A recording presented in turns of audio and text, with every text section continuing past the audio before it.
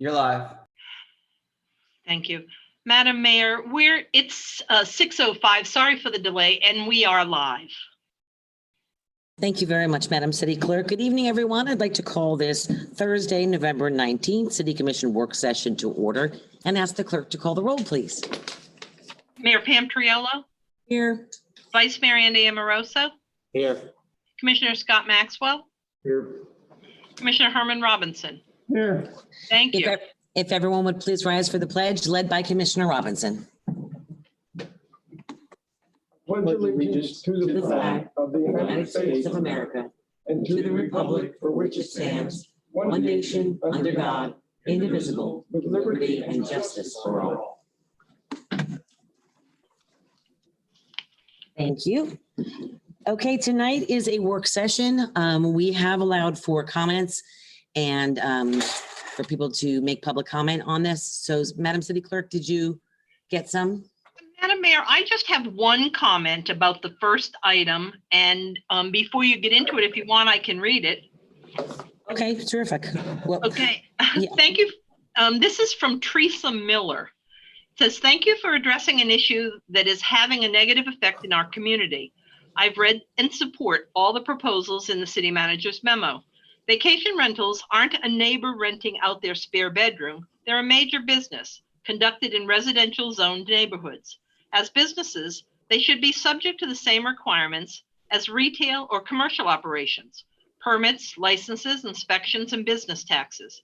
As commercial operations conducted in residential communities, the rules and regulations should be strictly enforced. The concept of self-policing is ridiculous. If self-policing is considered, why not remove regulations placed on all commercial and retail operations in Lake Worth Beach? My concern is enforcement and how fines will be levied, then collected. Without strict enforcement and immediate collection of fines, all regulations are valueless. Thank you, Teresa Miller, 829 North Lakeside Drive. Okay, thank you, Madam City Clerk. Tonight, just wanted to let everyone know at home, this is a discussion. We're going to talk about it. I know a lot of people have brought it up. I know I've received many emails from people on both sides of the issue. And it gives us the chance basically for all of us to talk publicly together about what we've heard in our communities, in the districts that you serve, and how do we move forward from this point. There's no motions needed tonight. There's nothing to be voted on tonight, unless you so choose to put something together. But for the most part, it's just to kind of listen. And I actually expected there to be a lot more public comments than that. I did too. Yeah, but anyway, we'll talk about these two items on the agenda. The first being the discussion regarding short-term and vacation rentals. City Manager, did you have some way that you wanted to start, or is there staff to do any type of? Yeah, thank intro? you, Madam Mayor. Mayor and Commission, as you mentioned, this is a topic that's been batted around.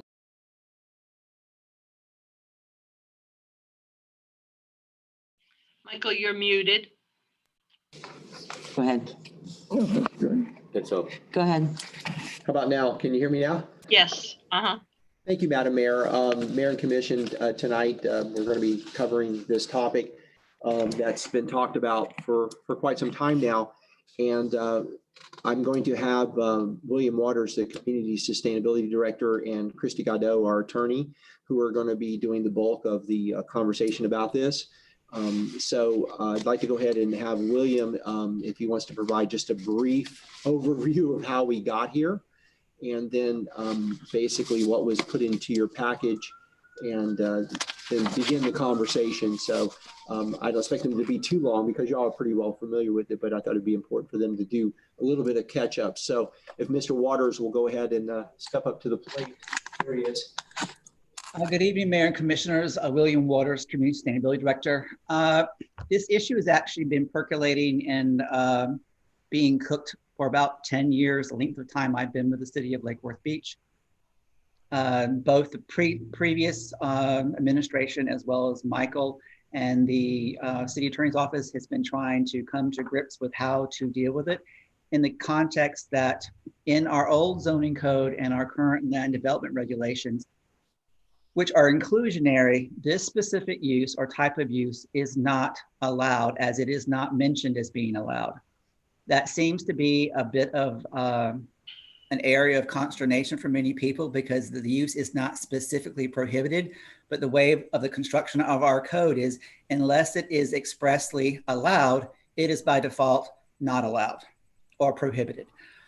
So as we all know, there have been the proliferation of short-term rentals, Airbnbs, and other types of short-term accommodations have been growing and becoming more popular over the past 8 years or so.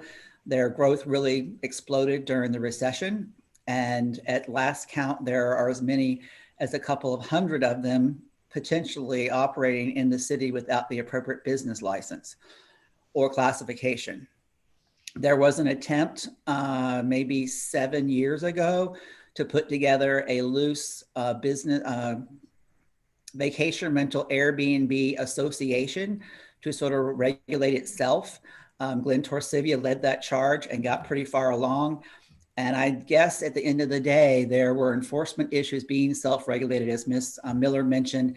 And then also the group that was involved at the time could not necessarily agree on what should be the terms under which these would be allowed. The other factor, which Christy will go into, is that once we allow them, technically, because the prohibition, the pre-exemption would be gone, they would be allowed anywhere and everywhere. And that seems to be the bone of contention, is that some neighborhoods like them, some don't. And so at the end of the day, we sort of need to come to a consensus or a conclusion or a decision as to what direction do we want to go. And so Christy and I worked closely together to put together a little paper as if you are interested in going down the road of allowing them, here is a menu of items that could be put in place to regulate them or govern them. However, as Ms. Miller mentioned, the only way to enforce it is through code compliance. And Commissioner Maxwell is an expert on code compliance and is as frustrated as I am, but it takes a very, very long time to bring a property in compliance sometimes if the owner is not willing, and sometimes it cannot be brought into compliance unless we foreclose on it. And that process infuriates and annoys a lot of people in the city of Lake Worth Beach, that the process takes so long and requires so many steps. We can go into that in more detail if you wish, but I think many of you are familiar with 162 and the code compliance challenges we have in the city. Things are much, much better than they were. But if somebody wants to be a nuisance and doesn't want to listen to the city, it is very difficult for us to get rid of that nuisance. So maybe Christy can go into a little bit more about how the preemption worked and how we ended up sort of not allowing them, but sort of allowing them. Good evening, Mayor and Commissioners. Christy Gatto from the City Attorney's Office. And to piggyback on what William's already explained, under the city's code, we've interpreted since before June of 2011, which is when this preemption went into effect in Chapter 509 Florida statutes, that the code prohibits, and I think the actual language is anything that's less than 60 days as a transient rental. We've maintained that interpretation of the code from the prior code versions into the current existing code provisions. Under the current statute, the preemption still exists, but what they do allow now is that we can regulate vacation rentals except for the frequency and duration of a vacation rental. So we can't say you can only have a vacation rental for a week or more. We would have to allow whatever frequency or duration that they wanted. But we can put in other regulations. And as William mentioned in the letter that was provided in the backup, there's sort of a menu of options that we believe you could choose from to impose as regulations on vacation rentals if we want to allow them. The other thing from a legal standpoint is that if we are going to allow vacation rentals, the recommendation is to allow them citywide. That will hopefully avoid any litigation, potentially from areas if we were to exclude them from allowing vacation rentals, and simply put this issue to rest with reasonable regulations that address most of the issues. So I'm happy to answer any questions that you may have about the status of the law or the regulations that we put forth in the memo.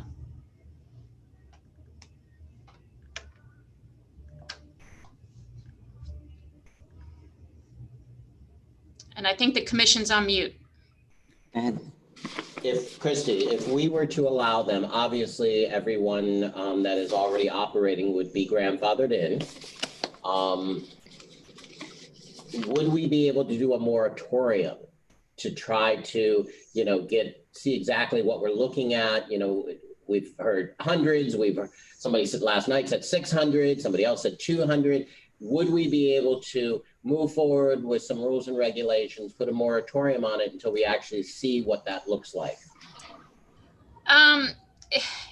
Not really. I mean, the time frame that we're really under is whether or not someone's going to sue the city over this. Because our interpretation of the code right now is that they're prohibited. So if we wanted to consider regulation to allow them, we don't really have to put a moratorium in effect. If for some reason someone decided to sue us and the court said, no, city, your interpretation of your code is wrong, they are allowed, we couldn't put a moratorium in place to prevent them because that would violate the preemption in state statute. But one thing I need to mention is right now, in order to be legally operating in Palm Beach County as a vacation rental, you have to have the license through the state of Florida. You have to be registered with the county, and you have to have your tax set up so that you're paying the tourist development tax. So if we were going to grandfather in any vacation rentals, I think at a minimum, they would have to meet those 3 criteria, because otherwise they're technically not legally permitted under the state and county rules.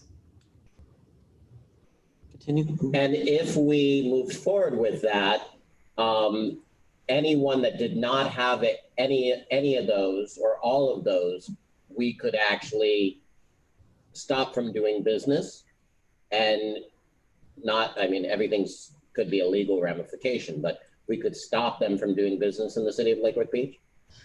Well, I think maybe to break it up, if we were to allow vacation rentals, we would create regulations that I think at a minimum would require them to have the state license and the county BTR, which also includes the tourist development tax payment. That would be our basic minimum, I think, of regulations we would require. If someone has that now, there could be an argument that they're somehow grandfathered in. However, I think the city can still impose additional regulations, certainly for life safety measures on all vacation rentals in the city if they were to be allowed. What about sales tax?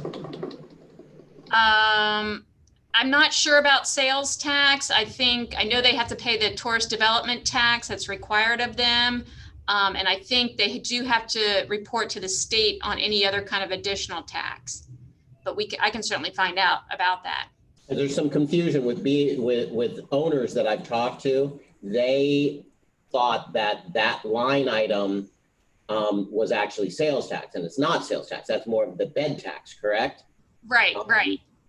That's my understanding. And the county's ordinance on vacation rentals is really directed towards the entities that advertise vacation rentals like Airbnb.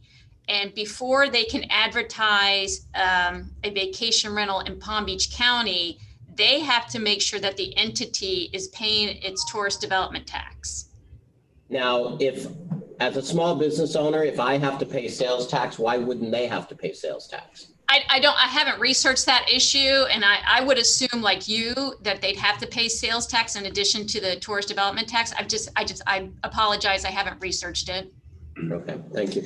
And what are they paying the city? What we've looked at, both William and I, in terms of what other cities have done, is really paying a registration fee and sort of an administrative fee for the administrative overview of getting a City of Lake Worth business license. Because any other small business, I have to get a county license and a city license. Correct, and you're paying sales tax on anything, and the city would get a portion of that sales tax. Correct. But we're not. Is there an additional tax so one of the actual Airbnb owners said, well, she wouldn't have a problem with the city charging 1%. Is that something that can be done? I'm going to have to research the tax implications, but I do know that if you go to different cities and counties ordinances, there's a broad range of fees that they are charging for whether it's just a business license or a variety of other fees they charge on an annual basis. So if to get a business license in the city right now, there's that use and occupancy inspection. One of the things that we suggested in the memo was to have an annual use and occupancy inspection for vacation rentals and charge a higher fee, because as you know, that involves staff time in that, to cover all of our staff time to do something like that.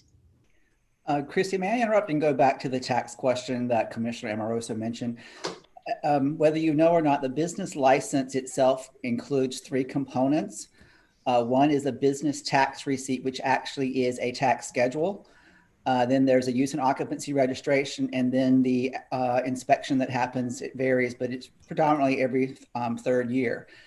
The state has preempted the city and anywhere else in Florida to revise and update their business tax receipt schedule. Our schedule was written and produced, I think, in the late 90s. We have budgeted and tried to redo it twice. That has not been allowed. So vacation rentals or short-term rentals do not appear in our business tax receipt schedule. What we do have are 2 options under the tax schedule: is either continue to issue them as a BTR as a single family residential rental, or classify them as a motel hotel and then tax them based on the number of rooms that are available for use in that residence. It appears that leaving it as single family residential rentals would actually generate more tax revenue than classifying it as a hotel or motel. But then comes in the question, can we classify them as commercial uses, which is what motel and hotel falls under, versus single family residential rental. As for the sales tax, as I understand it in some other areas, unless the city has its own tourist tax, I think like South Beach has one, other ones have one for resort type things. We don't have our own sales tax. We could not create a sales tax just on vacation rentals. It will have to be across the board and be considered sort of like an additional visitors tourist tax. And I don't recall how many municipalities have that additional tax, but several do in Florida. We could pass that or adopt some form of it, but it would impact more entities than just the Airbnbs and vacation rentals. It would impact restaurants, the existing hotels and motels in the city, which aren't a lot of them, but we have a big one coming hopefully with the Gulf Stream. So that type of action was not studied by either me or Christy, but it is potentially an option. Vice Mayor. William, you had mentioned one thing about the number of rooms. So you have single family homes. One thing that has popped up with neighbors and looking at the Airbnb sites is sometimes these single family neighborhood homes that might be a 3-bedroom are advertising like they're a 6 or an 8, that they can sleep a lot more by having beds in the living space, having beds in other spaces. So, that might be a gray area there is as far as, trying to, charge them on, a 3-bedroom house when, they're advertising that it sleeps a lot more. Exactly. And that's where the gray area comes in. We have probably we'll have some good apples in the program if it's approved and some bad apples. Keep in mind that in a single family residential area, this code does not allow more than 3 unrelated individuals to live at that one location at any one time. So, and then also the occupancy is based on bedrooms. And there is a building code ramification for putting beds in areas that are not bedrooms. Bedroom size also dictates how many occupants can be in each bedroom. And that's part of what we would look at is in tandem with the use and occupancy inspections. One of the things we recommended is a sketch delineating how many of actual bedrooms does a house have, what size are those bedrooms, and then we would create and delineate an occupancy load that also had to be verified by the fire department, because then it changes the occupancy from an R3 to an R1, which is more of a commercial use like a hotel or motel. So there would be an annual fire inspection required. And they would also be involved in determining how many people could actually stay in that house. But at the end of the day, we're here tonight because we have bad players. And how would you police that, code that? You know, we know it's hard to get into a property. You know, it's hearsay. There's a lot of different things that we cannot police in that conversation we just had. So, those are issues that we have to take into consideration on behalf of the neighbors that have to live with this. I like your list that you put together. I think that, it's definitely doable and tweakable, but, at the end of the day, when you have a party going on at midnight on a Saturday night and it's a super spreader, there's an issue when the owners of the property live in Jersey. Madam Mayor, City Manager. just want to offer, in the backup was an enumerated list on a memo of best practices that we were directed to go to the other cities and counties and around the state to find out what other places were doing under the state preemption that they could do. And William and Christy, I don't know if you want to run through that list. We actually have it queued up if we want to put it on the screen, but that's your call if you want to do that. Well, too late. It's on the screen now. So if y'all want to run through that list and answer any questions so that everybody can understand very clearly the types of things that we legally can do as a rule or regulation, to your point, Vice Mayor. Thank you. Who's going to go through it? Well, I'll start with, shall I just start, Christy? And the first part is the actual business license process. And, we've got a registration form, paying the applicable fee, which would be an application fee, the use and occupancy fee, then the inspection fee, and then also the business tax receipt portion, whichever we come up with. Then the various pieces of legal documentation that Christy mentioned would have to be provided. The county piece, the state piece, we would like the registration, especially for the business entity itself that is running the Airbnb. Going on down the list, we are looking for a sketch that gives us some idea of all the amenities at a particular location. Again, the floor plan and layout and room sizes, so we can determine what the optimal or allowable occupancy load would be. A 24-hour, 27-day-a-week contact that's local, which is required now of rental properties anyway. And then the other parts that are after that are more legal in nature. So maybe Christy and I can bat those back and forth with number 2 when it comes to the homestead exemption exception. Yeah, the one issue with the homestead is you can actually claim a homestead even if you're renting out a portion of your property. So the case law on homestead allows for this, but if it's not owner occupied, it cannot be homesteaded. So some of the additional comments below that, William and I were looking at, making a determination whether the use would be classified as a residential, even though it's vacation rental, or commercial. And I think one of the ways that we can make an analogy is to the homestead laws, that if the property is homesteaded, that it is still maintaining a residential use. Whereas if it's not homesteaded and it's purely used as a vacation rental, then it is more of a commercial use under the code, which then dictates how the city would deal with that vacation rental, from everything from, as William mentioned, the different inspections that would be required, to even potentially what utility rate we charge them. So that's the comment 2 on homesteads. Comment 3, again, talking about perhaps looking at charging a commercial utility rate if it's a non-homestead vacation rentals. Obviously, since our utility district is outside the city boundaries, that would be something that could also be coordinated with Palm Springs or even the county if they wanted to entertain something like that.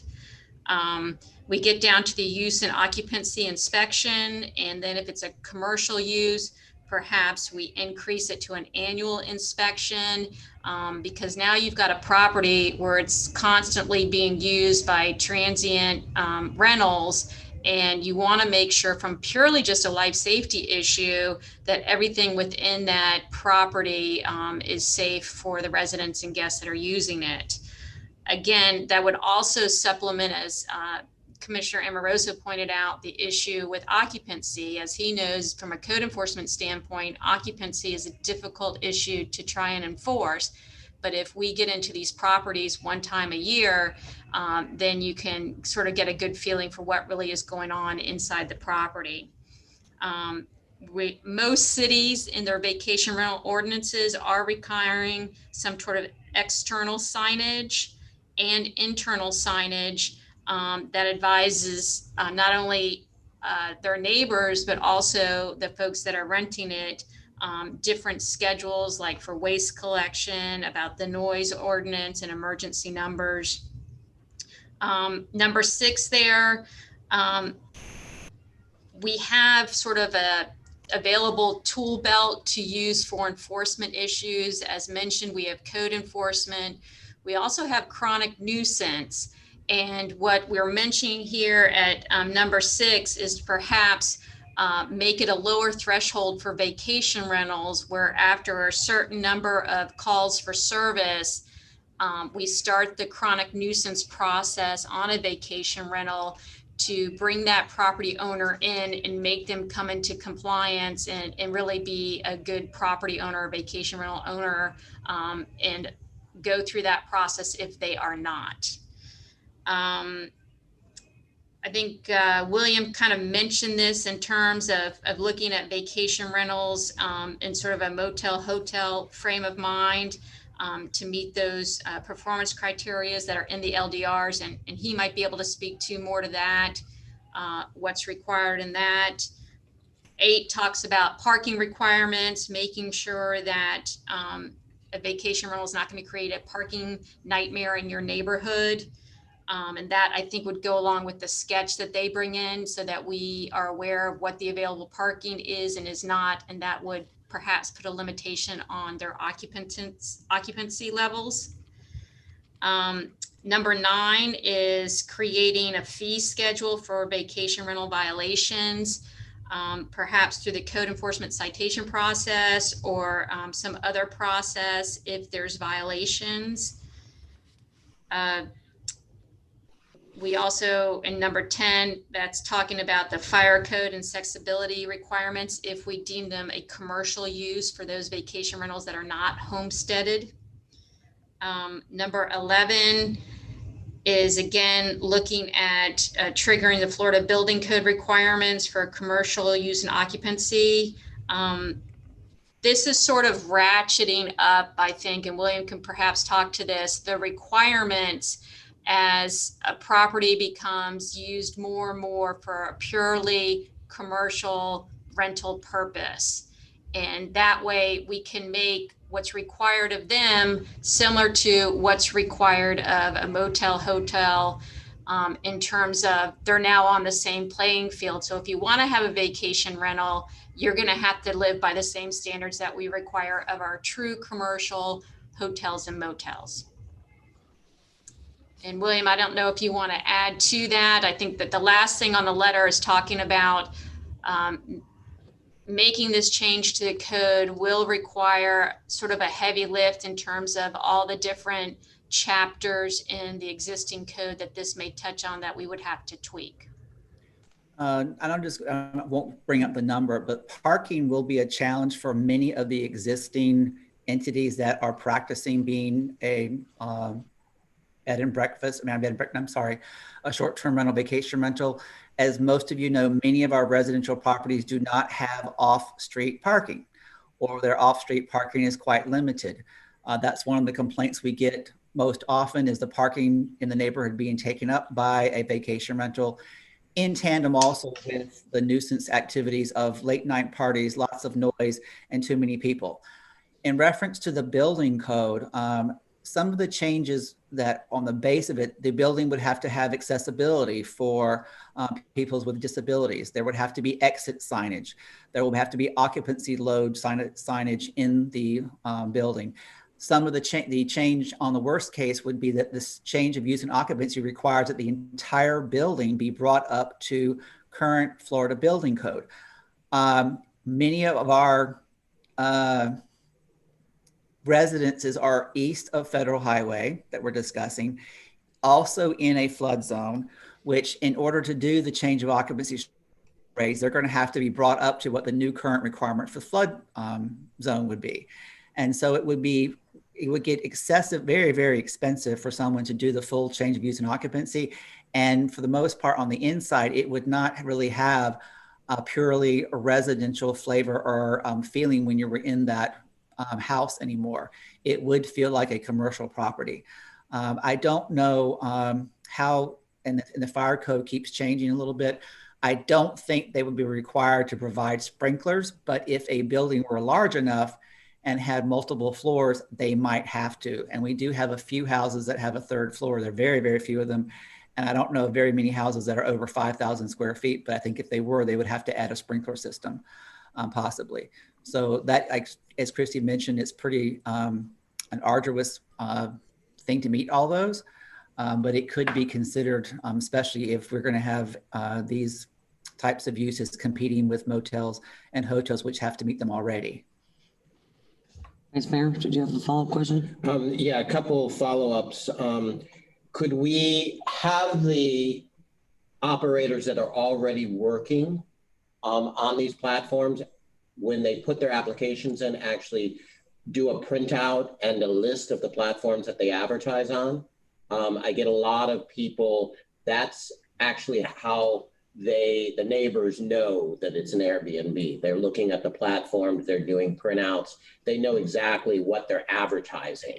And, you know, again, there's good players and bad players. Some of these bad players are, you know, saying you can have a football party, and then other ones absolutely not. And, you know, the ones that are the good players, you know, put it on the platform. It's clearly noted what can and cannot be done on that property.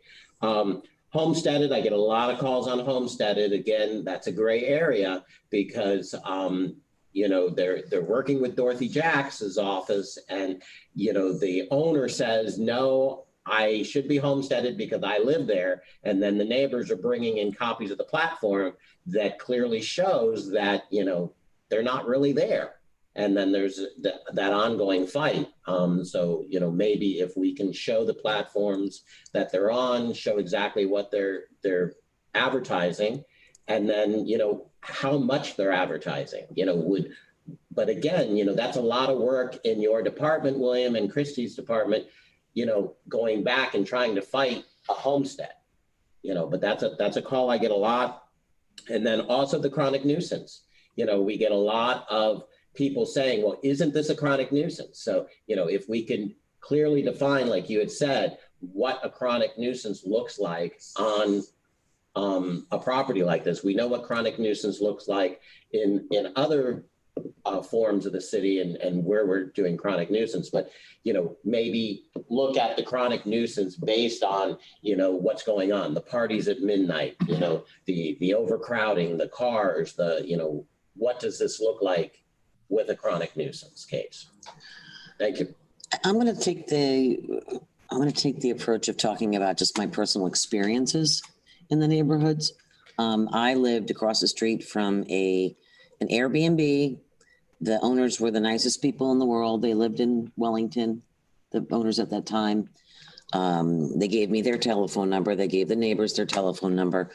And they even advertised, you know, they were, I forget what they call the people that are the best renters of all of them. They call them something on Airbnb. And they were the nicest people. They even put in their listing, because I had to call the police on them a couple of times because some crazy stuff and drug activity erupted. And they even put on there, do not think about having a party. The neighbors, where the woman next door has a little baby, the neighbors will call the police, right? Didn't stop, you know, somebody from lying in their leasing of it. And we had, let's see, you know, One was an X-rated film being shot in the Airbnb across the street. The other was a music video being shot across the street. The other was a giant wedding and drug sales happening right across the street from my house. Another one was 400 students from Lynn University decided to have a Halloween party in the house, and the streets filled up with that. I mean, so these things now you can see very clearly that these were good owners who lived within a driving distance of that Airbnb. But that Airbnb, you know, it's funny because so many people I know too that claim it as their homestead and rent out a room in their house or a guest apartment that they have, a legal guest apartment or whatever. Those people really aren't most of the, I should say, not all, because there could be problems there too. But those ones where owners are present usually aren't the problems. Right. You know what I mean? It's the ones with the houses alone that somebody comes into. Hey, they're on vacation. I get it. I'm sure everybody watching right now, at least half of them have at least rented an Airbnb somewhere else across the country or in Europe or somewhere, you know, or whatever. So when this initially came across our dais back in, I guess, 2011 or 2012, it wasn't as popular as it is today. You know, it wasn't a form. There wasn't Uber. There wasn't, you know, I mean, life has gone, times have changed. And I think that we were kind of hesitant to do anything because we had no tourist options. We had no hotels, you know, for people to stay at within the community and spend their dollars here in the community.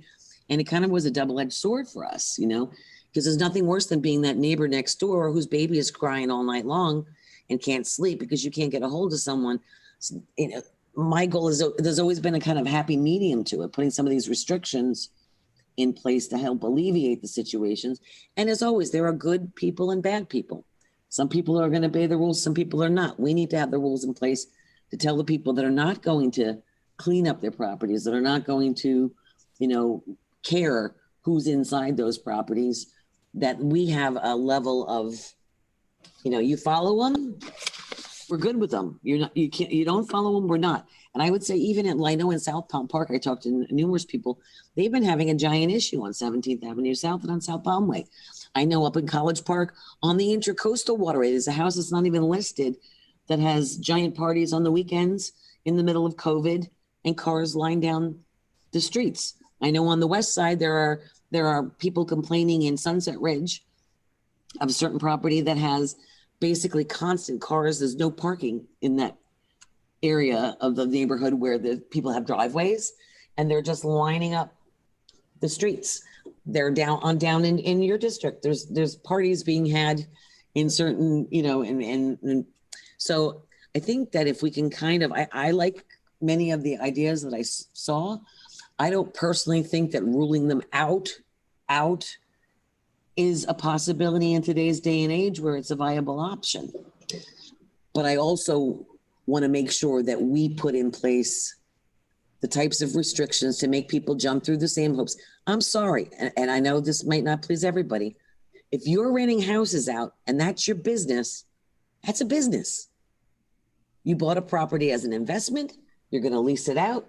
That's a business. And as a business, you need to be a business person and step up and do what every other business across the city has to do it. Some of the other things that you say, you know, I understand getting to the ADA compliance side of things and the licensing of things, you know, licensing thing. Yes, they should be contributing. The city should be getting some sort of business, you know, tax receipt from this business because they're operating a business here. But if you want to run a business in Lake Worth, just like I'd say to anybody, whether they were a landlord, a business, a bar, or this or that, take care of your property and realize that your neighbors are people. Just because they're on vacation doesn't mean that your single family neighborhood has to be turned into an amusement park. And if you want that, go across the bridge and go stay at a hotel. Go ahead. Madam Mayor, thank you. I just also want to remind you, I came on board around 2012, and for several years, we held out a lot of hope that, remember, this has really been something that's been created and really pushed down on us by the preemption from the state. Correct. And we wouldn't be in this kind of mess, honestly, if the state legislature, and it's again, with the League of Cities, y'all have participated and understood year after year going to Tallahassee that this was created when the state reached past local governments and preempted us and created this inconsistency.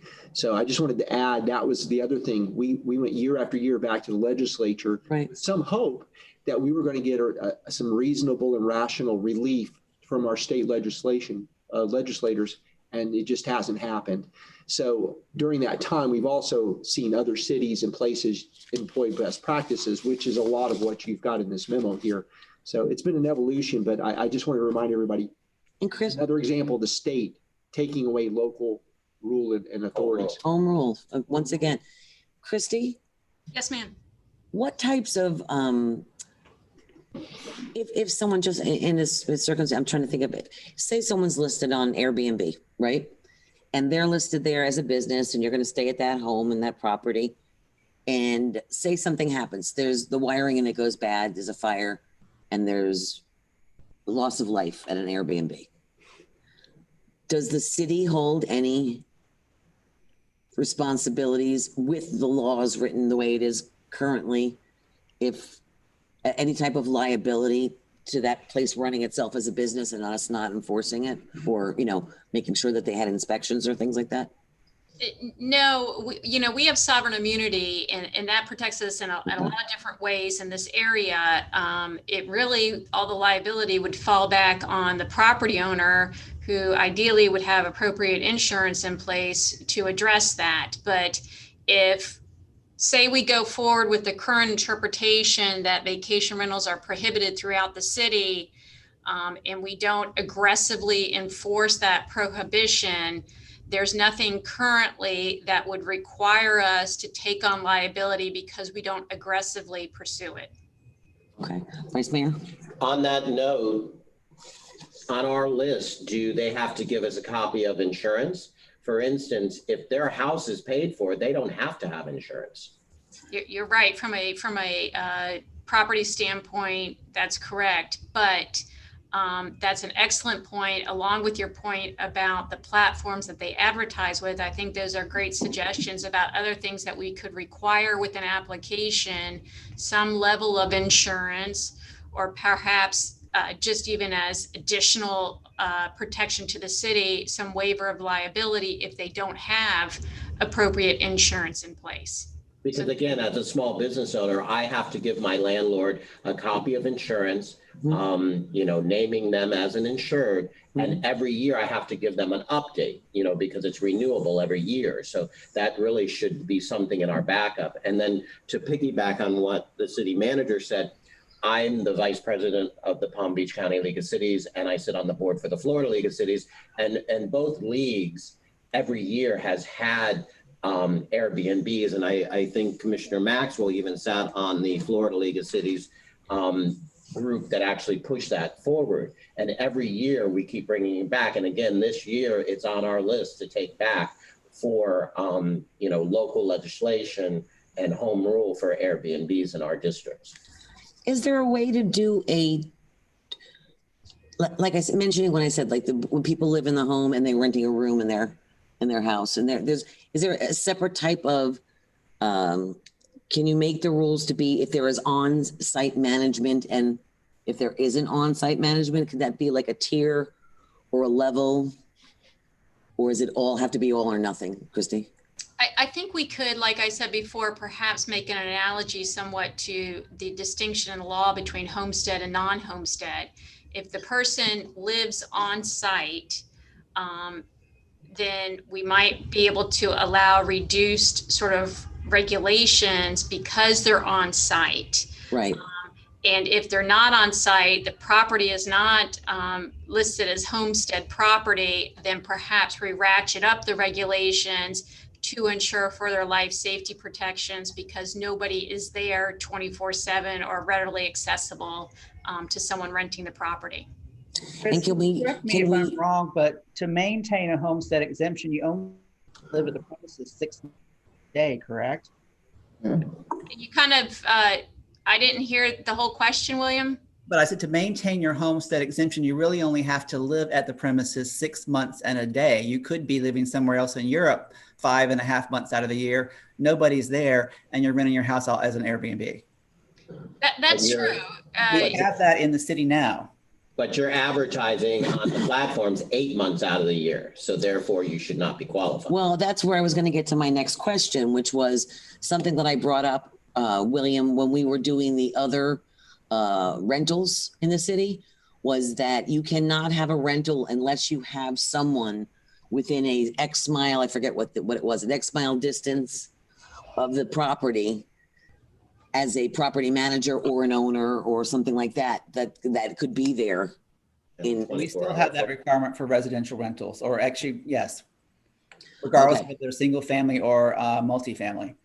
Okay, so could we do something like that to make sure that there is somebody, close by, that you can't live in Alaska and have a rental down here and nobody managing it, or nobody able to come and do anything. And I think that's an excellent suggestion. I think somewhat similar to the foreclosure registration process we have. Yes, that's it. Vacant registration, yeah. Yeah, so that there's someone readily available to respond to issues. Yeah, I mean, because I would rather, like with my situation across the street, I love those people. I would call them, unfortunately, when I was woken up at midnight, and to say, listen, you've got a problem over there. I'm about to call the police because there's drug activity going on in the parking lot of your house. And, what do you want me to do? You know what I mean? And they were like, oh, by all means, call the police or whatever. And then another time when they were having a party, I said, listen, it's really getting loud over there and people are yelling. So I don't know what you're going to, no, call the police, call the police or whatever. Now, this property might be a nuisance property at this point because I've called the police so many times. Yet at the same time, they came to the house the next day to do their cleanup because they actually did the cleanup themselves. It was a young couple, and they had trashed and burnt a hole in the bed. They had bottles in the pool on the bottom of the swimming pool and ruined the system. You know what I mean? So they were glad that I got them out as early as I did because they might not have had a house the next day. You know what I mean? So I think of these, I'm bringing them up just because they're personal experiences, but these are the types of things that happen and that people are going through on a regular basis, especially in the single family neighborhoods. Now that's the last question I want to ask, and anybody else has one, raise your hand, please. Last question I have is, when you say, okay, once we do this, now they can be anywhere within the city. Do you think professionally, and city manager too, that putting these regulations in place, that it won't bring an influx of a bajillion more in residential neighborhoods because they'll have to jump through all of these hoops to do so? Or do you think it just will make people that aren't going to do anything say, well, it's legal now, I might as well do it out, and these start to pop up, but we'd have the ability to crack down on them then. So I'm where I'm going with that? What do you think, Christy?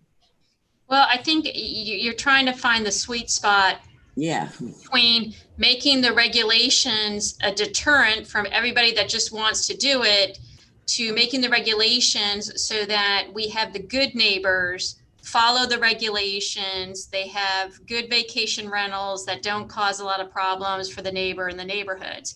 So trying to find that sweet spot is where the difficulty lies, in putting in too many regulations in place so nobody does it and everybody does it illegally, or putting enough regulation in place so that the good guys do apply and we're happy with most of our vacation rentals. So that's where we've got to find that sort of happy medium for the city. Right. And people know too, it's not like for me, we have parties, we have people over, we have things like that. I don't mind that. When I went to a vacation rental, I saw my old girlfriends. There were 4 of us probably giggling late into the evening. You know what I mean? And the neighbors said, who's those giggling, cackling girls? You know what I mean? So I understand things happen, but then there are things that happen, dirt and garbage and drugs and things like, these are the things that are happening in some of these neighborhoods that are really detrimental to single family neighborhoods. So I think, go ahead, Vice Mayor. And again, we're having this conversation because we've had bad players. I've talked to a lot of really, really good players that have stepped up and gone above and beyond. And I know the city doesn't allow it, but I'm paying my bed taxes and I'm going above and beyond. I've had owners that own on North Federal Highway in my district that live in Boca, and they said we specifically bought our properties on Federal Highway because we didn't want to take that burden into the neighborhoods. And these are people that are wealthy, that could have bought property anywhere they wanted in the city of Lake Worth Beach, but they chose Federal Highway because it was not a burden on the neighborhood.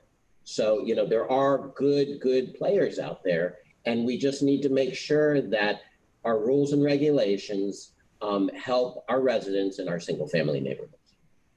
Yeah, I like what you said, the sweet spot. That's exactly right. Yeah. Did you have Vice Mayor Pro Tem? Yeah, thank you, Madam Mayor. Where are, What am I supposed to do? Something? Lights. The lights disappeared. Am I No, supposed- you're good. Am I It's on. supposed to put- no, so I can see when you have questions. Yeah. Look, this is a really, really serious issue, and I want to know what this discussion tonight, where it's going to take us beyond tonight, because my understanding of how we were going to address this issue was that we were going to have a joint meeting, workshop, if you will, with Airbnb operators and learn a little bit more about what they're doing out there in the real world and what they are doing to police themselves if such activity exists. So I think I'm a little disappointed because I think we've completely skipped a step in this process. And now we have a list of proposed regulations, many of which are not enforceable, many of which don't have much teeth, and they all come down to code enforcement, which is my favorite subject. Code enforcement is not an event, it's a process. And the only people that pay attention to code enforcement are good actors. If they're cited, they comply with it. If they're not good actors, they're not going to comply.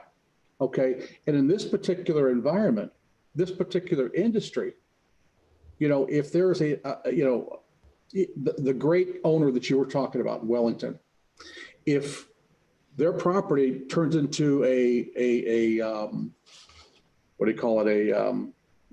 A toga party. Okay. And there's crazy people on the street and sheets, say that really fast twice. But the point is, so even if you could send a code officer out there right then and cite them, by the time they get to the match, the problem's been cured because the problem doesn't exist anymore. But the police show up. Doesn't make any difference. You have to prove, okay, I think we skipped a step and we're getting ahead of ourselves, and I'm really concerned because I've gotten some feedback from some of the owners saying it looks like you guys are trying to make it really tough on us. Well, I don't know if I characterize it that way, but I think, like it's been said earlier, any business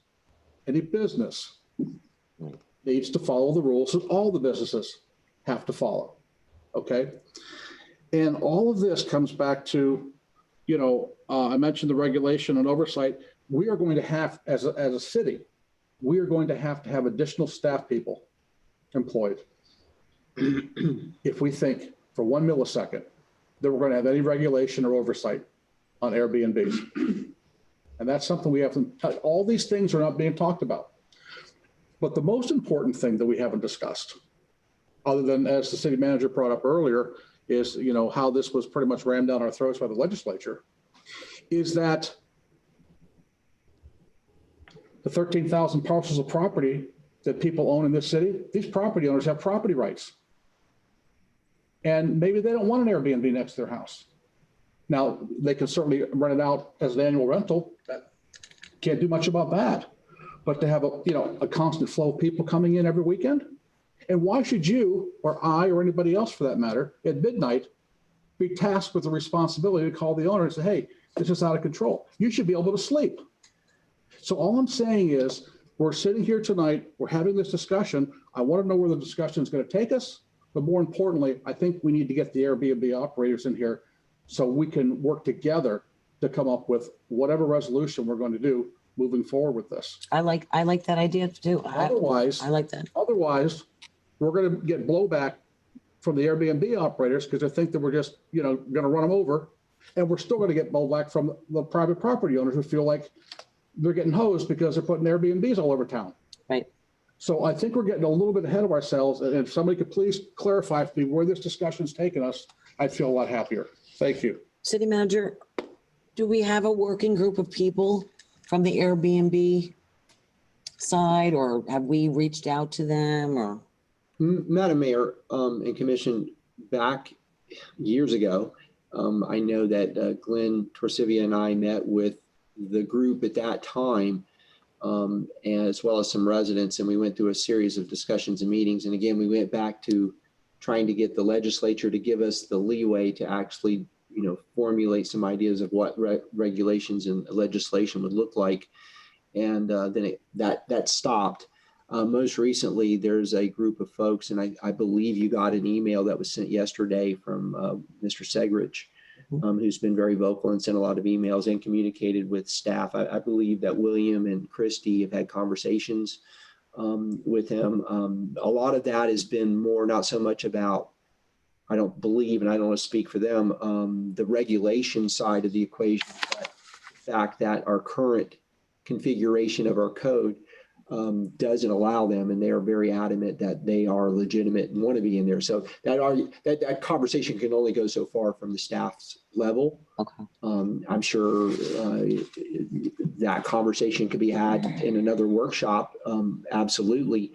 But you're coming back to sort of that general conversation of, what do we do from here? And I think we're asking the same question, Vice Mayor Pro Tem. We're looking for, this is the status, this is where we are. We went back and did the research you asked us to do back in July, I can't remember when it was, to look at what best practices are. And that's what this is. There seems to be a lot of things that you can't do if you allow them. But Can we bring in someone like Mr. Segrich and others in the community absolutely, you can. to be able to have those types of That's conversations? Or how you want to proceed. I definitely would want that. I'm sorry, did you want to follow up to that? Please. Okay. With all due respect, I believe that the very early conversations we had, serious conversations, or the comments that we made was to get these, to do just that, to have them come in a public forum and have a workshop. Right. And I think that should have happened before we got to this point. Okay, yes, you were tasked with best practices, but I think we kind of forgot about having that public forum where we, interact with the Airbnb operators and members of the public. And that's what I'm concerned about. And again, nobody's answered my question as to where we're going with this discussion. Vice Mayor? Well, I think the city manager is trying to be politically correct, but if I remember emails, aren't these people the people that threatened to sue us? So I'm from a legal standpoint, I have no problem meeting with these people and definitely the residents, because it's concerning to me that they're not at the table tonight. It was clearly documented that we were having a meeting. It's been all over Channel 5 and Channel 12, and we had one resident. So it's concerning to me. You're going to bring them to the table. They're not even here tonight.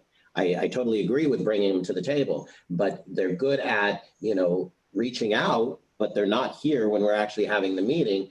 But I'm concerned that we're reaching out to people that threaten to sue us and sue our residents. So I'm concerned there. Commissioner Robinson? Yeah, thank you. First of all, I'd like an explanation of the home rule, and I'm going to call it an excuse. If we decided to have Airbnbs in Lake Worth Beach, we could 7 years ago. Whenever the home rule issue came up, we could have decided to have, Airbnbs in town. Is that correct? Madam Mayor, I'm assuming Commissioner Robinson directed that to me? I'm sorry. Yes. Yes, Christine, yes, thank you. absolutely. I know, right now. Right now. See my big head on the screen. Yes, I Commissioner slept in an Robinson. Airbnb last night and I was a lawyer, right? Yes, absolutely. We had the home rule power to allow vacation rentals since the get-go of the city of Lake Worth Beach. Correct. Thank you. That explains a lot of, well, first of all, it explains why we're being sued. So that we, if we don't, people will take the last resort of spending money on a lawyer if they can't get attention and results from where they expect results. We're here because of the good people that are operating Airbnbs as well. I mean, yes, there's always going to be the few that screw it up for the rest. But we're here to open up Lake Worth Beach to celebrate what we've got here, to come to town and see it. So I'm certainly glad that after those many years from home rule to now, we're acting proactively towards solving this. We're raising our standards. Is it so difficult for the other communities that are doing it that we can't follow? Do we have to reinvent the wheel in Lake Worth?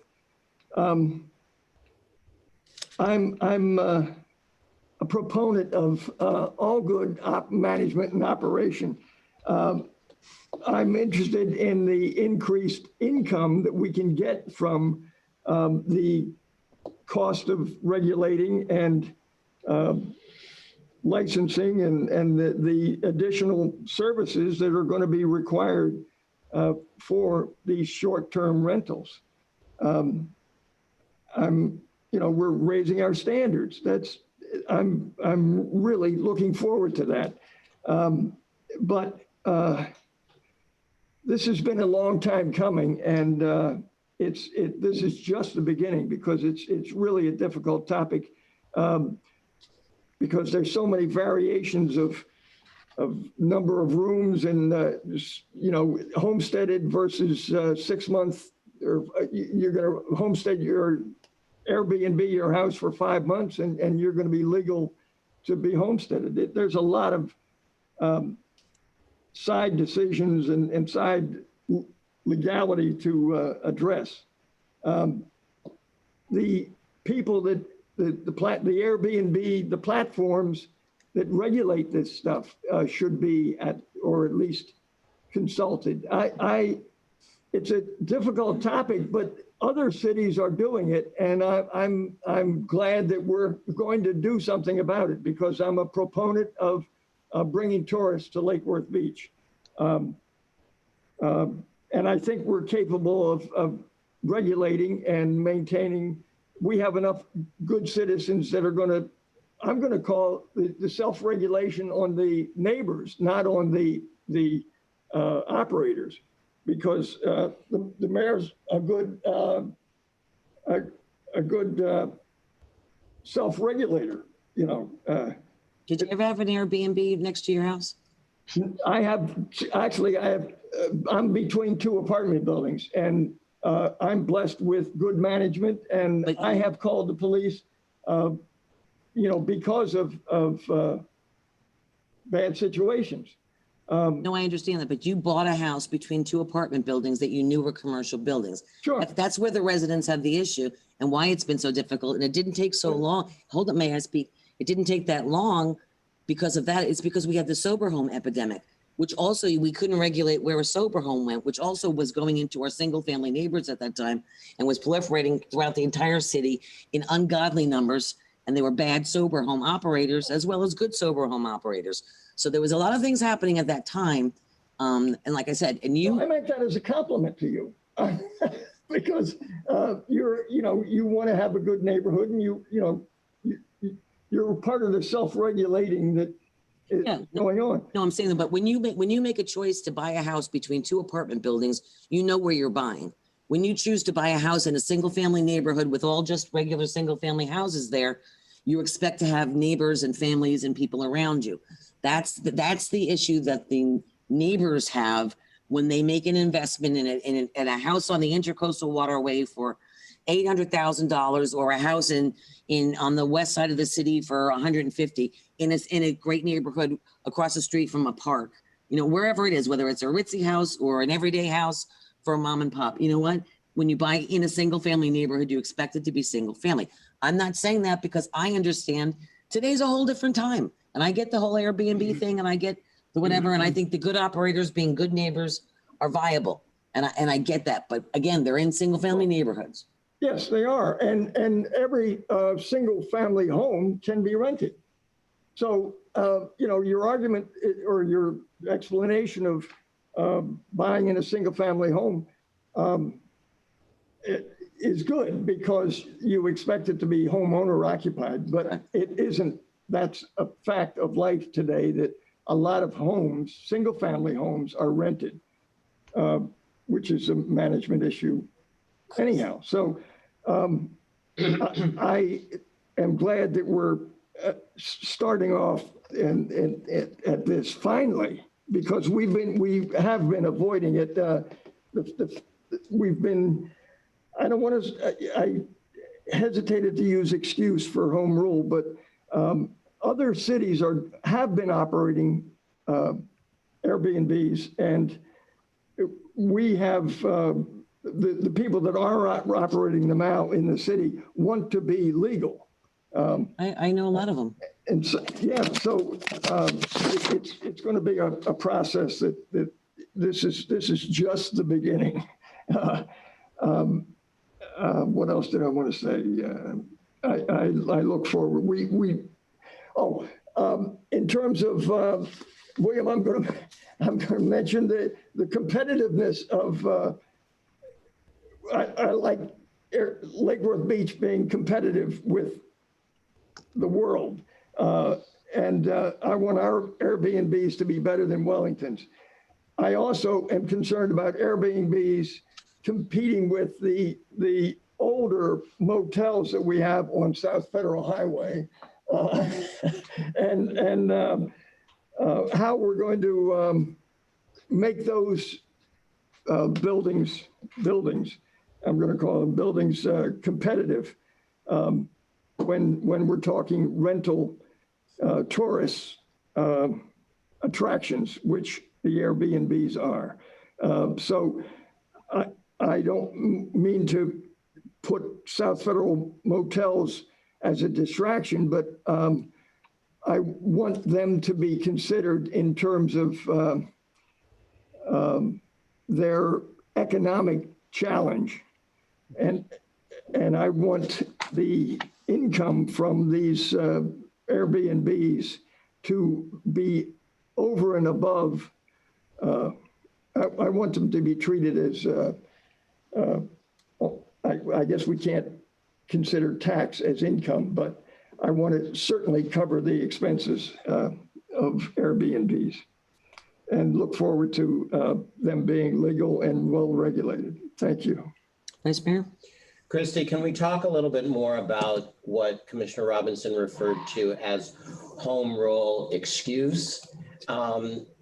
Because his question was, could we have allowed it 7 years ago? Having knowledge and taking it to Tallahassee for so many years, it was either you allowed them or you did not allow them, correct? And if you allowed them, you could not write rules and regulations. At this point, we actually have a little bit of ability. You know, in a perfect world, one of the excuses and problems that neighbors have is 1 day, 2 day, 3 day rentals. We still cannot regulate that. So can you just talk a little bit more about that? Because it needs to be very clear that it was not an excuse. And 7 years ago, we could have done it, but in my opinion, it probably would have been worse because we wouldn't have been able to put in any of the things we're talking about tonight, correct? Madam Mayor, if I may respond. Please. Yes, you're absolutely correct. You know, what happened was when the state put this preemption in place initially, you as a city could not even regulate vacation rentals. It was a complete preemption, and it left a lot of cities in a state of, well, now we can't do anything. And I think through the initiatives of the League of Cities, they did get that change to where we are now that allows regulation except for frequency and duration, and gives us back some of that home rule power to put these regulations in place. But you're absolutely right that for a period of time, you couldn't do anything. And so for a lot of coastal cities that have a lot of tourists, they were in a hard situation. So what you've seen since they made the change, I think in 2016 or 2017, the most recent change to the statute to allow for some regulations, you're seeing a lot more ordinances being created to put those regulations in place. And that's where, as the manager mentioned, we pulled a lot of our data from to say, here's what some of the best practices are out there, and looking at some other unique aspects of the city to perhaps give you this menu of regulations. But you're absolutely right. That's been what we've dealt with in terms of, we could always have vacation rentals. Then the state took us away from us the ability to regulate them. And now they've sort of released that to a limited extent that we can put some regulations in place if we're going to allow them. And there were some cities around us that had regulations already that they could utilize. So, you know, some of the regulations in the cities around us were already set up.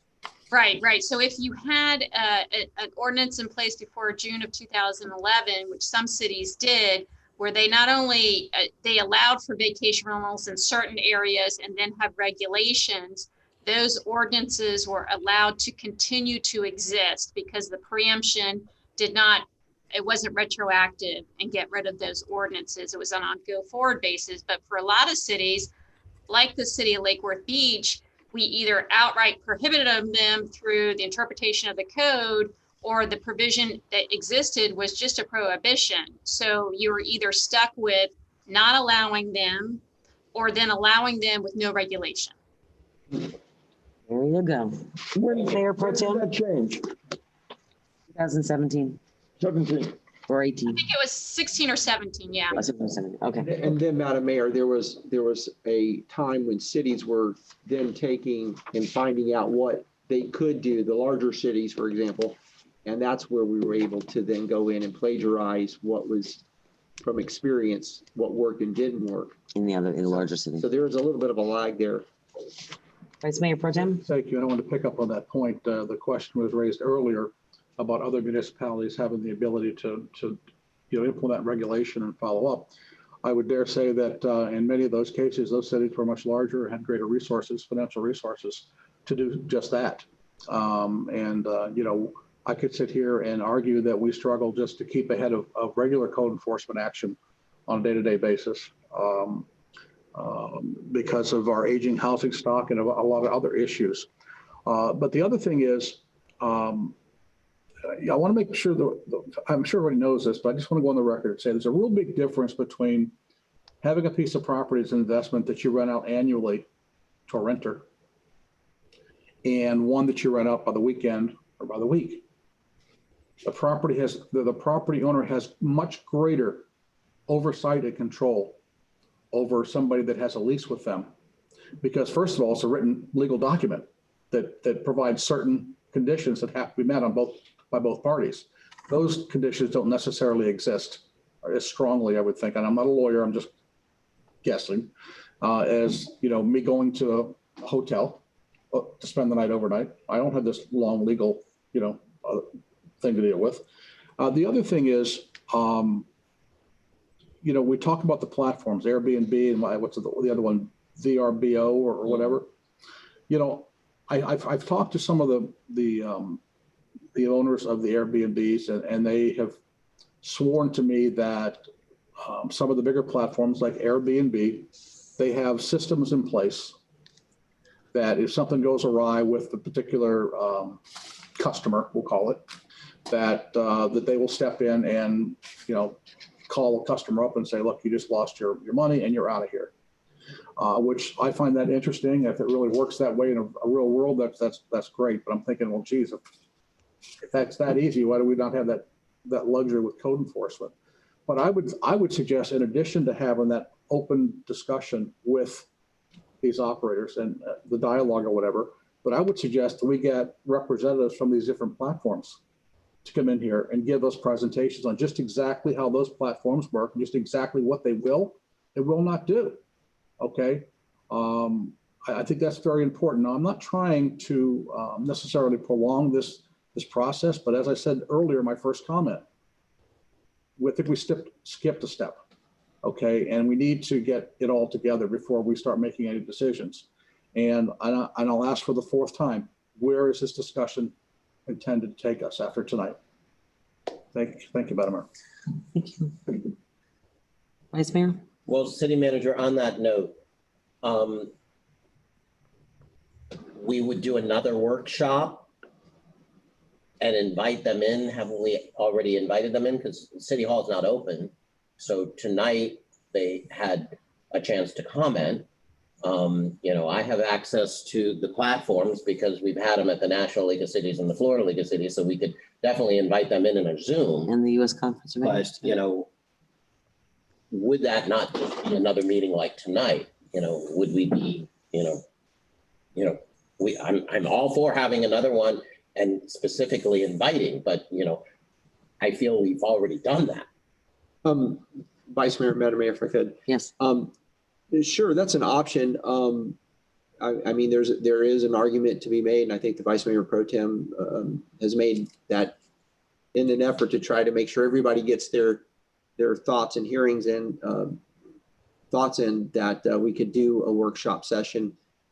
We could even do some kind of, we've gotten very competent with staff in our new technologies to do even some survey work if you wanted to put something out there just with some general questions and talk to the residents and the business owners. However you want to proceed, we'll fulfill that direction. But at the end of the day, as they say, besides it getting dark, there's going to be a decision at some point that the current code as it exists and as the attorney explained, that is basically a prohibition, either needs to be pursued or retracted, and we move forward with these recommended lists. And that's kind of your choices between the two. But if y'all feel you need some more information and input, by all means, we would be more happy to facilitate that. And we could do it with the Zoom meetings and set up time to do that. So Okay, so we're looking at another workshop for the same topic. And we had a standalone workshop that we invite both People from Airbnb or Airbnb, Vrbo. Just the Airbnb people, the owners, And the and the owners. residents. no, not the residents. That would be a separate meeting. What?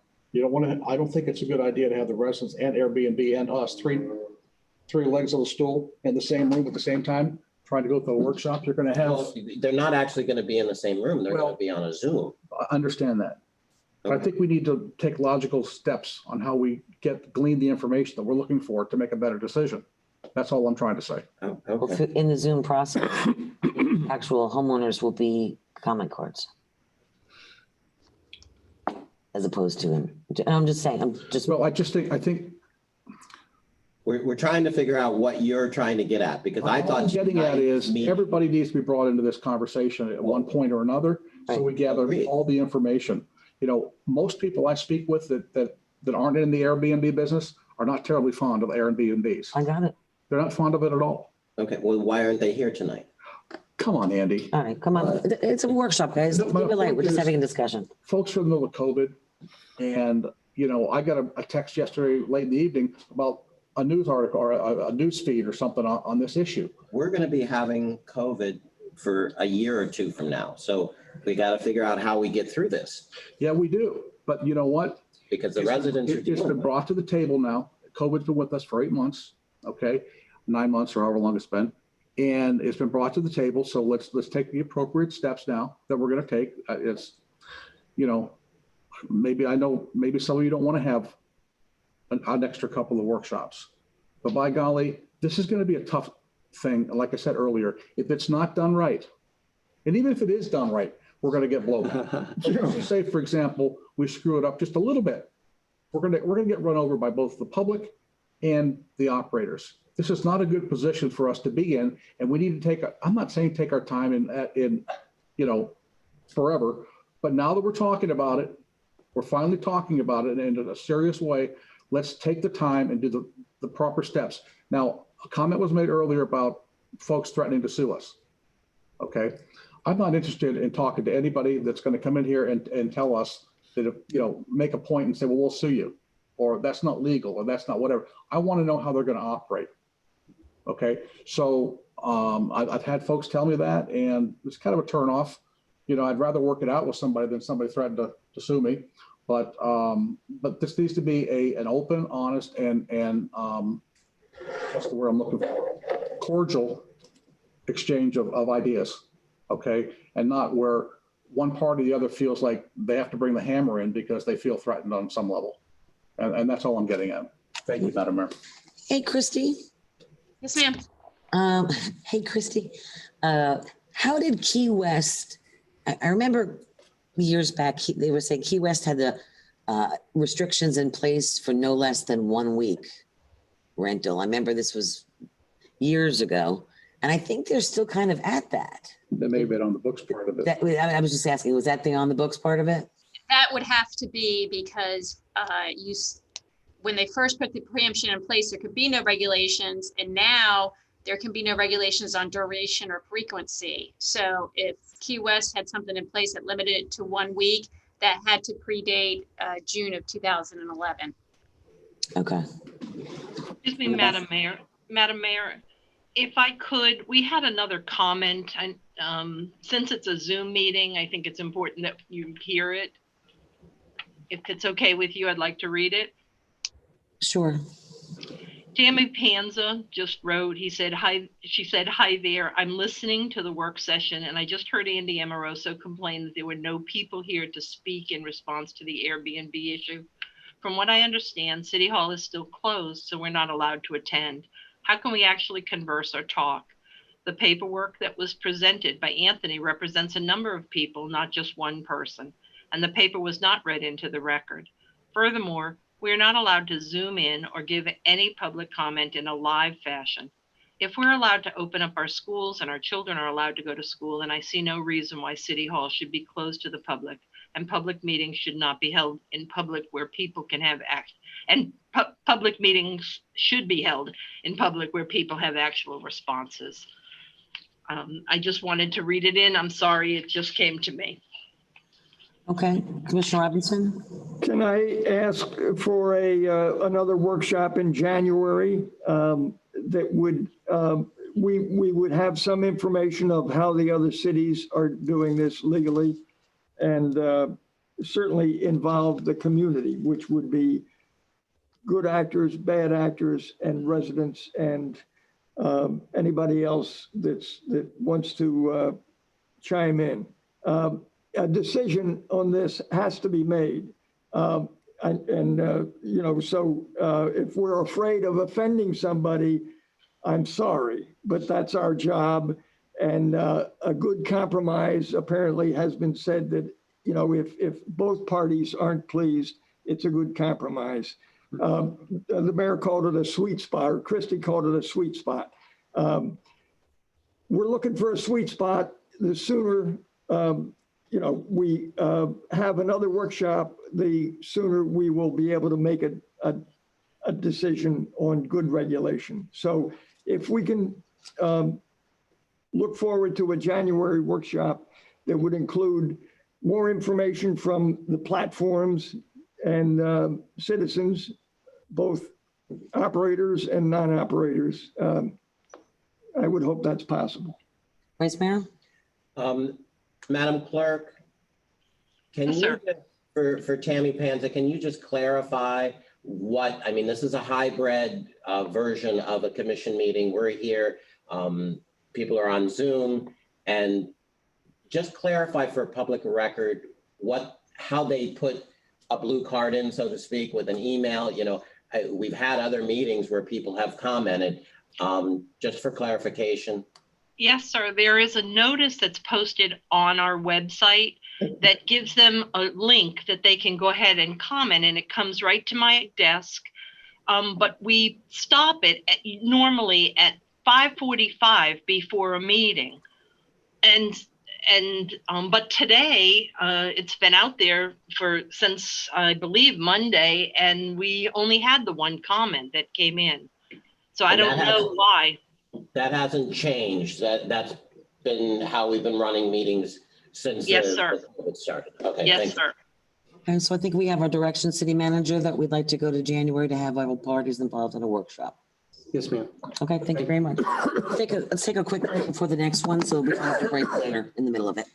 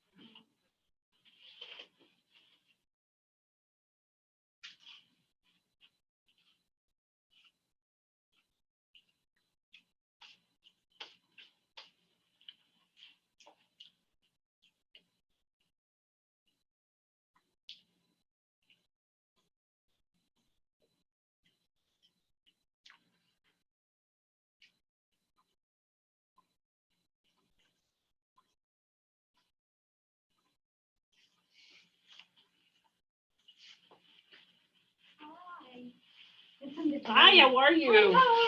Good. I'm good, thank you. Oh, I know, this is crazy.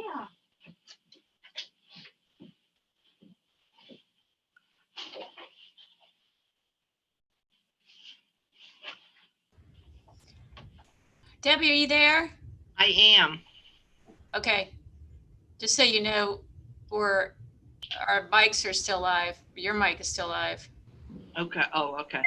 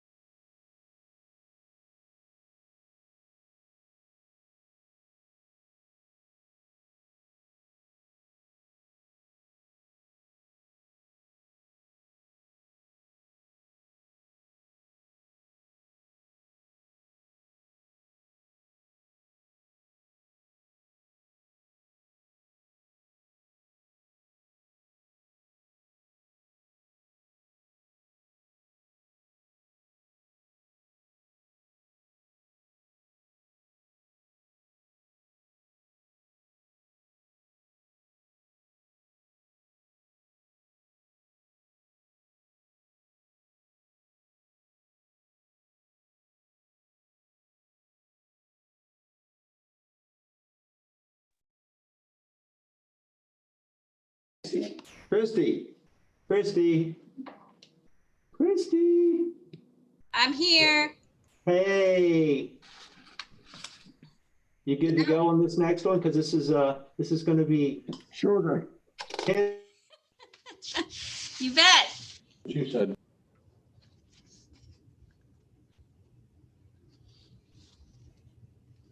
Are we back live? I'm not sure. Keith? You're Keith? live? It just came up right now. Okay, we're glad. We are back live. All right, let's resume this November 19th work session. We're moving on to item B, ballot questions discussion. Madam Mayor, Commission, over the past year or so, there have been issues that have come up either in our normal course of action or things have happened that have raised the issue of whether or not we wanted to consider as a body putting some things on the ballot for the voting public to determination on regarding the charter. We've had in the past a process where I've brought to you some concepts and ideas and you've sort of picked through them and things that you've directed me in some cases to bring back and some have been very successful in putting on the ballot the program or the lease length of lease property at the beach and even more recently the successful ballot that it's hard to believe that happened I believe in March of this year, the issue with the height at the Gulfstream hotel development area, that block there. And that was an overwhelming win that happened. So we've been through this process several times over the years. And again, this year, we've heard from y'all that there are things that we may want to consider putting on the ballot. So what the attorney and I wanted to do was to have y'all have some conversation and discussion about some topics. This is not a comprehensive list. These are things that we've just heard in meetings, public hearings, and even in some cases, we've even heard some comments from the public that these are things that you may want to consider putting before the voters. And so what we'd like to do is open up the floor, I guess, Madam Mayor, if you're so willing, to the commission to find out if y'all have any idea that you may want to move forward and have these brought back in a formal ordinance format, which is required for the supervisor of elections to actually place it on the ballot this March. This isn't, and these topics don't have to come forward. It doesn't mean it has to happen in March. They can go on a list for another round, either in the fall in November when the supervisor does a normal election cycle or during our municipal cycle in March. But we thought that this was a good start here. And if I could, Madam Mayor, I'll just read the items off. One of the things that has been talked about is a potential for putting on term limits for our elected officials, mayor and the commissioners. There's been some conversations about if somebody resigns and runs for higher office and resigns from the commission, should there be a period of time, a cooling off period, if you will, before you can actually run for the body again, since you resigned to go to another office. There was some conversations earlier this year, back in March, and that was an interesting period about the authorities of both the mayor and the city manager in declarations of emergencies and clarifying what we had been doing indeed in practice anyway. And currently we're grappling with of the language regarding vacancies. And as you know, we have a current vacancy and the charter basically says you shall appoint, but there's no further really guidance in there that provides any timeframes, for example. Y'all may want to consider something there. And again, that's up to y'all. We did put residency requirement for the utility director because that had been brought up in the public. Technically, we wanted to bring that up. That wouldn't require a vote, but we put it on here just to make sure people understand that's really not in the charter, but it's something some folks had said that they were concerned about. And it's not something that we have to actually put on the ballot. We can actually change that by ordinance form. But we wanted to include it as something we had heard during the public discourse about potentially, why isn't this provision being adhered to? And there's some other reasons I could go into more detail, but it's not part of the charter provisions. And there may be some more you want to bring up tonight. So I'll stop there, Madam Mayor, and let you decide how you want to go from here.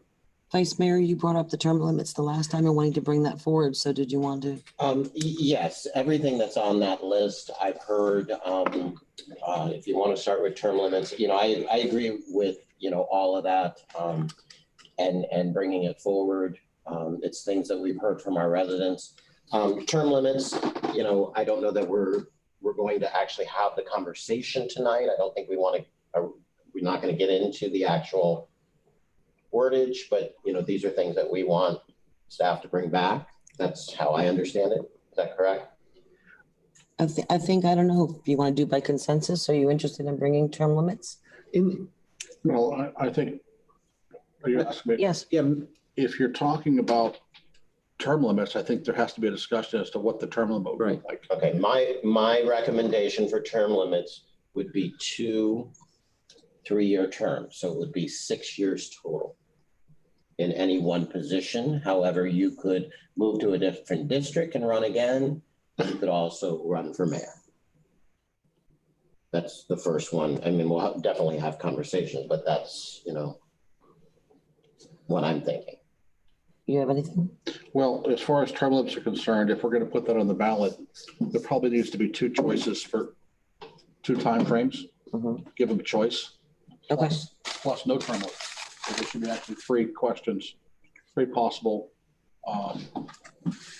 So no term limits. Well, no 6 term years, limit. Matt, 3 Madam Mayor. 3 threes. Madam Mayor. Yeah, I'm just Yeah. waiting for him to finish talking. Yes. Yeah. City Manager.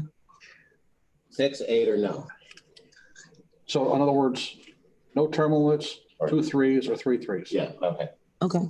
City Manager. And I'll let the attorney weigh in on that concept of Vice Mayor Pro Tem, but you got to be careful if you put it in separate things that if 2 of them win, Then you have to run off. Well, I don't know how that would work. So I'm going to pitch that over to Christy. Christy. Yes, by Florida statute, we have to do this by ordinance. And so we would have to then do individual ordinance for each of these options. And as the manager just mentioned, we might create our own inconsistency if we had different options and what prevailed and what didn't prevail. So I think unfortunately, you kind of have to make a decision going forward if you want to pursue term limits, and if so, what is the term limit going to be? And then ultimately ask the residents what their thoughts on it. And if it prevails, it prevails. If it doesn't, then maybe go back with an alternative. Do you have a follow-up question to that? Yeah. I frankly, Christy, don't agree with that. I think that the concept of having the 3 items is no different than having 3 people on the ballot for a position. I think that if you ended up with no item getting 50% plus 1, then you simply kick it back to the next election cycle, and the 2 top vote getters goes to the next election cycle to be considered. Also, I understand that Palm Beach Gardens is considering getting away from term limits. There was a mad rush here some, 6 or 8 years ago to put in term limits. And now they're kind of thinking maybe that wasn't such a great idea. And they're looking to reverse that. And philosophically speaking, I'm not, I'm all fine for putting it on the ballot, but philosophically speaking, I believe that term limits are a cheap substitute for the voters doing their job. We ask ourselves when we look at our representatives in Washington, how do these folks get elected over and over and over again because they're not doing their job? It's because sometimes we don't pay attention and we don't do the right thing as voters. But I have no problem if that's Christy, if that's what you're saying, then let's, I'm indifferent as to what the term would be. Thank you. Mayor, if I may clarify, Commissioner Maxwell, I think, are you suggesting it sort of be like a straw ballot that depending on what the response is to this referendum question, that dictates what a follow-up referendum question might be? I mean, because I could see that scenario. I was thinking you're going to ask 3 different options, and then we're kind of like, what's the next step? And certainly we could lay out the question in that frame, right. But it might have the effect of confusing folks Yeah. instead of getting a direct answer to the question. Well, thank you for that option. You actually made me look a little more intelligent, but no. And if that's a practical way to approach it, then I'm good with that too. But again, it's the will of my colleagues here. And so. City Manager? Vice Mayor Pro Tem, as far as the term, is there a preference that you have on what, would it be 2, 3? I'm really indifferent. Okay. Again, I think of what's going on in Palm Beach Gardens. So, you know, if this is what the folks want, then that's fine. Mr. Robinson? Yeah, in the interest of the public's participation, I don't know how, how we've referenced public input, whether it's in 1 or 2 particular commissioners' ears or what, but I think publicly I asked for a charter review committee that would include the public and the commissioners. And we weren't interested in that. Are we now interested in charter review by cherry picking what individuals would like to see versus what a thoughtful process would be by a committee to address charter review? I'm wondering if this is the most efficient and the general practice of governing by cherry picking items that individual commissioners want to present versus a uniform practice of setting policy to address. These are all good topics, but are there more? And are we going to then decide back and forth to terms and I'm even wondering whether some of them are legal in terms of restricting somebody to run again for an office, for a public office. That's anyhow, I appreciate the conversation about charter issues, but are we then not interested in having a charter review commission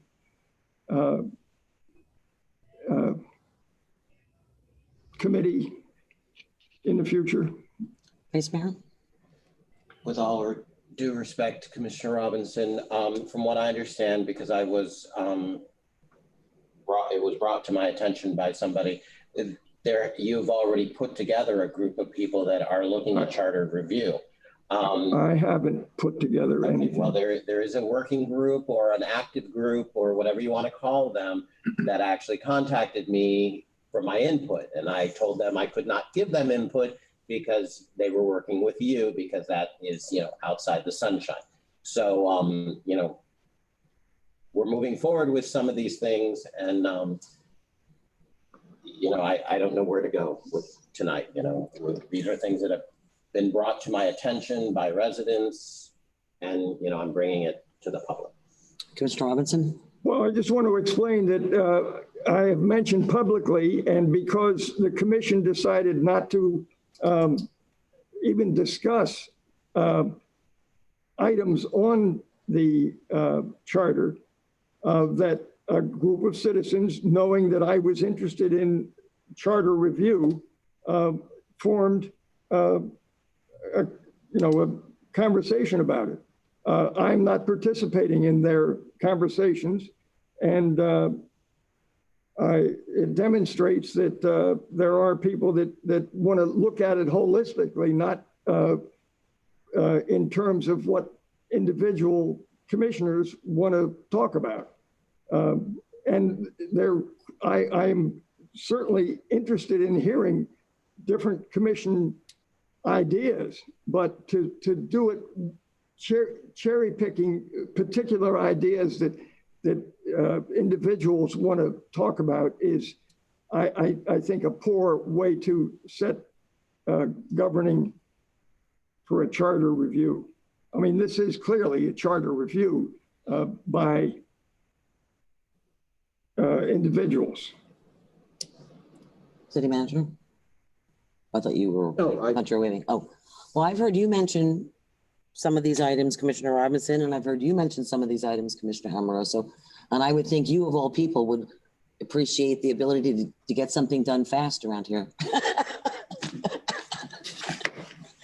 But other than that, I'm sorry. Anyone else have any questions? Vice Mayor? I personally already said that I agree with moving forward. I'm okay with just like I said to Commissioner Robinson that night, I'm okay with charter review too. You know, whatever you guys want to do, let's do. Let's put it on the, to me, this is not controversial. It's, it's everyone talking about and finding out what it is that they want to do and taking a look at something, a document that's been written a while back and giving some new insight into it. That's fine. If some of these items, there seems to be commonality in some of these items, and if you want to bring them to ballot, then discuss that and put your opinion forward, and let's do that. If you want to take time and sit back and create a commission and have everyone go through it, then let's do that. Either way, I'm good. So, and all of them, the residency for the utility director, which doesn't have to go to, was one thing that I would have questioned, but until she said that doesn't have to go to a vote. And any other ones, like I said, to get into further detail on it are fine. Nobody seems to want to get into detail on any of them. So let me know what you want to do and how you want to progress. Commissioner Robinson. I would ask to set up a charter review commission, including the commissioners and some representing from the public, and spend maybe 2 or 3 months, not a huge period of time, and we could put anything that is suggested to change the charter on a November ballot, or would we have to wait for another March ballot? I think we can do November only because it's a non-presidential now. Correct, Christie? They one in November. They won't do one in November? It's not gonna be one in November. Won't do anything in November. Yeah, So- you always, Madam Mayor, I'm sorry, there's Always- municipals in November. you always have the ability to do a special, but it costs us about 20 grand. No, So that's why we try to either piggyback the presidential or the governor's race, or we do ours, obviously. Right. Yes, Vice Mayor Pro Tem. Commissioner Robinson? And we've had good charter changes based on zoning and other than governance issues.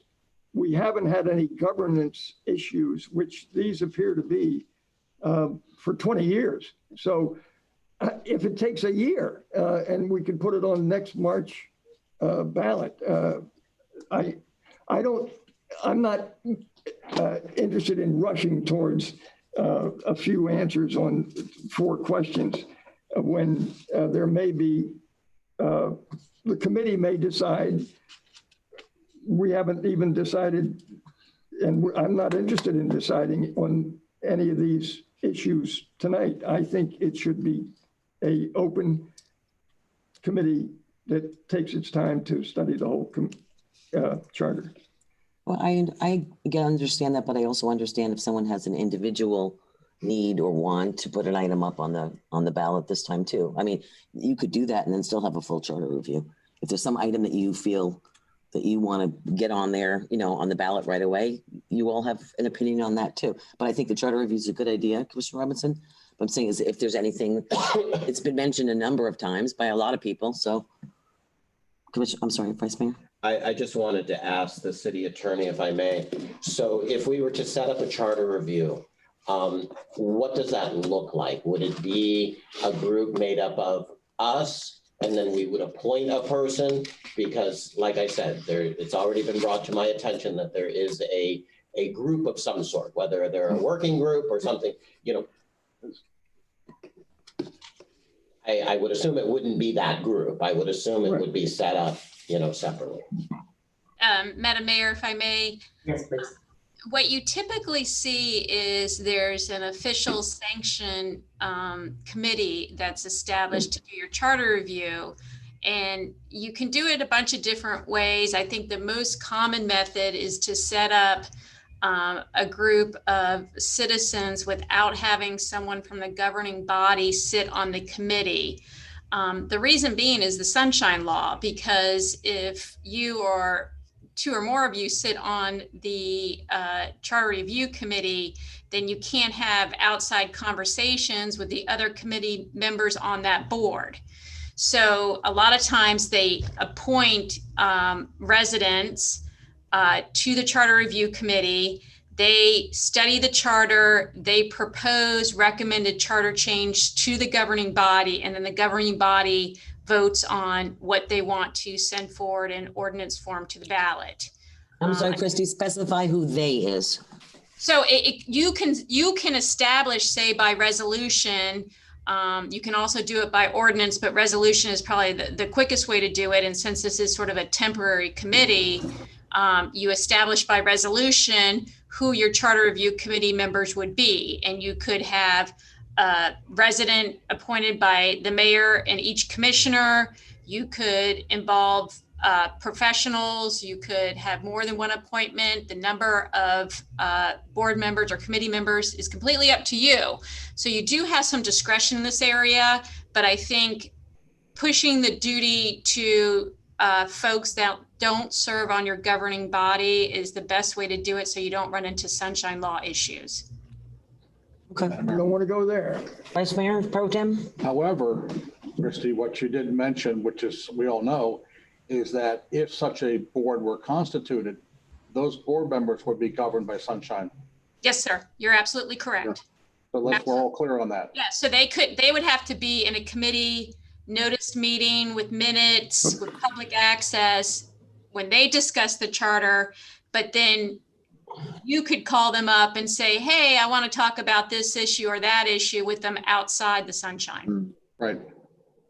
So wait, so that members of this committee could talk to an elected official, But not among. But not amongst ourselves. but not amongst themselves, but they could talk to us off the dais? Correct. You could have a one-on-one meeting with someone that's appointed to the committee and talk about your ideas about what needs to be changed in the charter. And then they can go back to the committee, the official sunshine noticed meeting, and have a conversation with the rest of the committee members. Okay, and a sitting commissioner, mayor can talk to all of the members or just their appointed members? You could talk to all of them. There would be no prohibition unless you wanted to put one in place from going and talking to each member. Okay, Madam Mayor. Vice Mayor Pro Tem? The other thing, because I understand your question, Madam Mayor, about us having the ability to speak, but I think it also needs to be brought out right now that if we do speak with a member of that board, that person should not tell us what other folks. Am I correct, Christy? Can be a No telegraphing or conduit, and this is probably something we need to do with our boards anyway going forward. Have a real nice, a class, if you will, a presentation on sunshine law and how it's supposed to work and, that type of thing. So everybody's clear on what you can and can't do. It's amazing how many times I'll be in the public and let's say, for example, I'm in the public and I'm meeting with the city manager. And somebody will walk up and say, are you guys violating the sunshine law? Because people just don't understand it. So I think it's really important that, maybe beginning with this body, if this is the direction we go, that we give them a presentation on sunshine. Thank you. Absolutely, Madam Mayor. If I may piggyback on that, Commissioner Maxwell brings up an excellent point, and we've just done it recently for another city when they constituted the charter review. The first meeting, we went and gave a presentation on both sunshine and public records, just so that they had that knowledge of what they could and couldn't do on a go-forward basis. And also, one other issue is oftentimes you appoint an attorney to go to the committee meetings, because oftentimes there's a lot of legal questions that come up about changing the charter and what has to be in a charter and doesn't have to be in your charter. And that can be from our firm, or you can appoint some other attorney. I just want to throw that out to you, because I know some cities, they don't want their city attorney working with the charter review committee for whatever reason. It's totally up to you. We have certainly sat with the charter review committees for other cities and just help them with the legal issues. Madam Mayor. Yes, Mayor? And that's what I was gonna say. I definitely think that we should have, some professional sitting on that board, because most lay people have never even seen a charter. So we need to make sure that, legal is there and any other professional that you deem appropriate for this board. Vice Mayor Pro Tem? I'm sorry, I just forgot. Okay, so I think we're all on the same page about having a charter review. Is there anybody that wants to bring any of these items that are on the work session tonight to the ballot in March? Vice Mayor Pro Tem? Let me comment on that. If this is the direction that we want to go, we would have I think it would be disingenuous for us to put any of these things in March. Just let everything ride and see what comes out of the Charter Review Committee. That's fine with me. So Madam Mayor, we'll bring back a resolution that we'll craft with the attorney establishing a charter review committee who will work and will provide some parameters and timeframes. Of course, obviously, it sounds like we're shooting for since it's impossible to do this work and get it on March, it would be March a year. And they would have the chance to go through a thorough review. I'll meet with you individually and talk about the mechanics of that, but it would be a resolution created committee of a duration. And they would make the recommendations to you, and then anything that would go from there would have to prove in an ordinance form in the timeframes to get it on the ballot, which of course would have to happen about this time next year. If it was for any reason though that they were holding another election in November for any other reason, if there's something that came up from, then I would suggest that we put it on sooner than later. Well, wait a minute, Madam Mayor, if I might. Yeah. Just because, let's say, I'll just pick a city. Let's say West Palm's going to have an election. I don't think that gets done. Yeah, it would have. Actually. Okay. Yeah, Madam Mayor, it would have to be a large general election for us not to have to pay the extra special election. Okay. So I hear what you're saying, but I think most likely it's going to be March. Yeah. Well, in case anything happens, I just want to put it out there because Lord knows anything can happen, as we've seen by this. Out of 2020. Maybe Well, thank you very much for the direction. I appreciate it. All right. Well, I'll entertain a motion to adjourn, even though I don't need to. We don't need one. Second. Everybody go home. Aye. Wait a minute, Madam Mayor. Yes. I wish everybody out there, if you're listening, happy Thanksgiving. Happy Thanksgiving. Count your blessing. Be happy with it. Thank you.